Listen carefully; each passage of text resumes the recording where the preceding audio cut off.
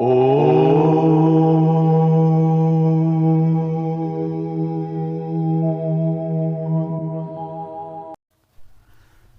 सौभाग्य है जो हम इस भारत भूमि पर पैदा हुए हैं, क्योंकि यह धरा अनेक महापुरुषों की जन्मभूमि रही है, जिन्होंने इस भारत भूमि पर अवतीर्ण होकर के इसको एवं हम जैसों को धन्य किया है। इसी श्रृंखला में आज हम आदि गुरु श्री शंकराचार्य जी के जीवनचर्या का श्रवण करेंगे। माँ, मैं संन्यास लेना चाहता हूँ। 7 वर्ष के बालक शंकर ने माता से आज्ञा मांगी। 5वें वर्ष में उनका यज्ञोपवीत संस्कार संपन्न हुआ था और केवल 2 वर्ष गुरु गृह में रहकर उन्होंने चारों वेद, वेदांग एवं दर्शन शास्त्र की शिक्षा समाप्त कर दी थी। ऐसे लोकोत्तर बालक के लिए क्या अवस्था का बंधन हो सकता है? माँ सुभद्रा कैसे आज्ञा दें? वृद्धावस्था में भगवान शंकर की आराधना से उन आशुतोष ने वरदान स्वरूप तो यह एक संतान प्रदान की थी उन्हें।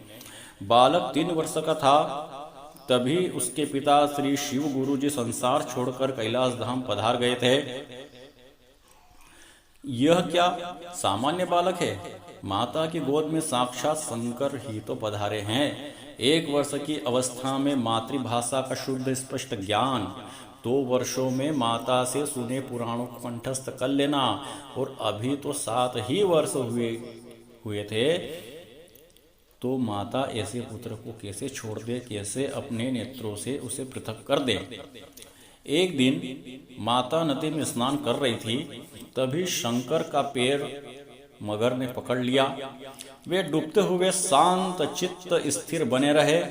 उन्होंने कहा, माता, यदि आप मुझे संन्यास लेने की आज्ञा देते हैं तो यह मगर मेरा पैर छोड़ देगा।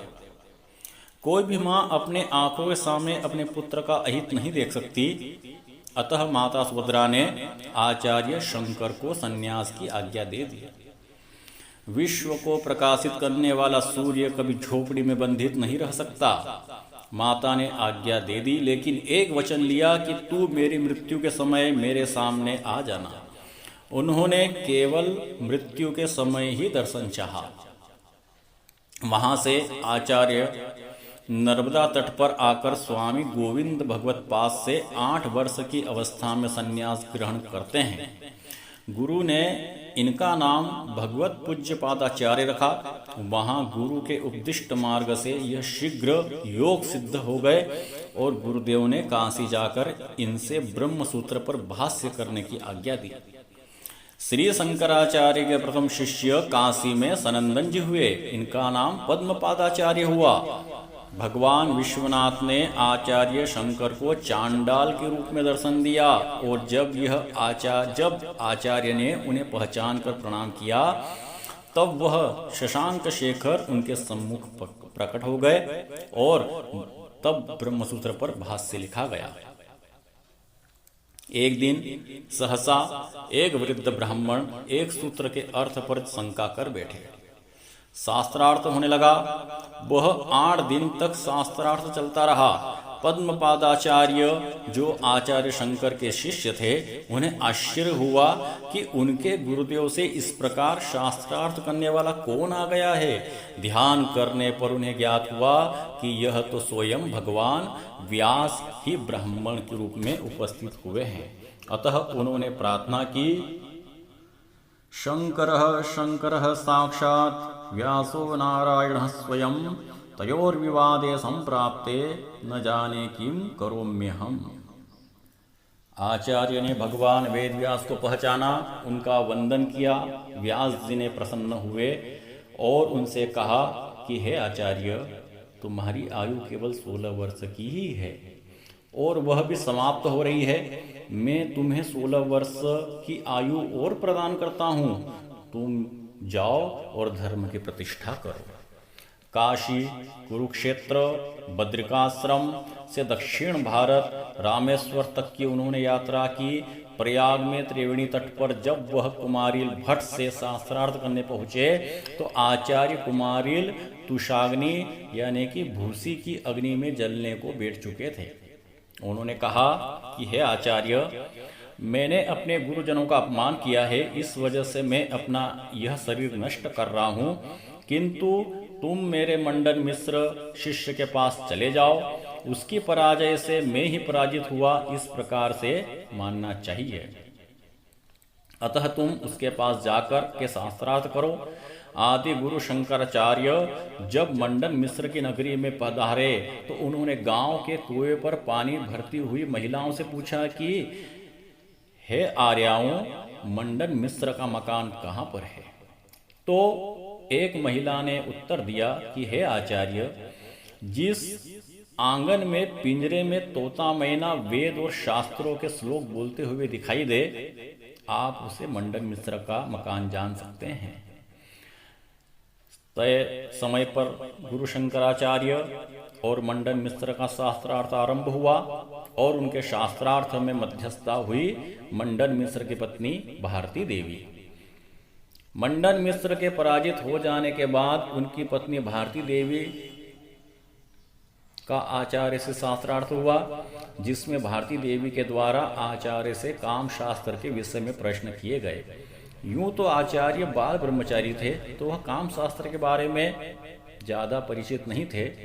तब उन्होंने भारती देवी से कहा कि हे देवी, आप मुझे कुछ समय दें, मैं आपके संपूर्ण प्रश्नों का उत्तर लेकर के लौट आऊंगा। कुछ समय तक आचार्य ने अपनी योग सिद्धि के द्वारा अपने इस शरीर को त्याग करके एक मृत राजा के शरीर में प्रवेश किया और काम शास्त्र के सारे प्रश्नों का समाधान उत्तर प्राप्त कर लेने के उपरांत पुनः आचार्य अपने पुराने शरीर में लौट आए। कहा जाता है कि आचार्य ने अपने इस आचार्य शरीर को 6 महीने तक गुप्तेश्वर महादेव मंदिर की गुफा में रख छोड़ा था। यह गुप्तेश्वर महादेव मंदिर मंडलेश्वर के पास ही स्थित है। शास्त्रार्थ में पराजित होकर मंडन मिश्र ने आचार्य का शिष्यत्व स्वीकार किया। तब उनका नाम सुरेश्वराचार्य हुआ। एक दिन एक तांत्रिक ने आचार्य से प्रार्थना की कि आप मेरी साधना की सफलता के लिए एक तत्वज्ञ पुरुष की बलि आवश्यक है। आपको शरीर का कोई मोह नहीं है, अतः आप मेरी बलि बन जाए। तो आचार्य ने कहा कि किसी को पता ना लगे, अन्यथा लोग तुम्हें कष्ट देंगे। मैं तुम्हारी बलि बनने के लिए स्वतः ही आ जाऊंगा। आचार्य घोर अर्धरात्रि में शमशान पहुंच गए। तांत्रिक बलि का विधान करने लगा। तांत्रिक आचार्य का सिर काटने वाला ही था कि इतने में पद्मपादाचार्य में उनके इष्ट देव भगवान नरसिम्हा का आवेश हुआ और आवेश में उन्होंने उस तांत्रिक को मार डाला। भगवान वेद व्यास के द्वारा प्रदान की हुई 16 वर्ष की आयु में उन्होंने भारत के विभिन्न क्षेत्रों में घूमकर धर्म की स्थापना की। उस समय पूरे देश में बौद्ध एवं कापालिक के मत का प्राबल्य था।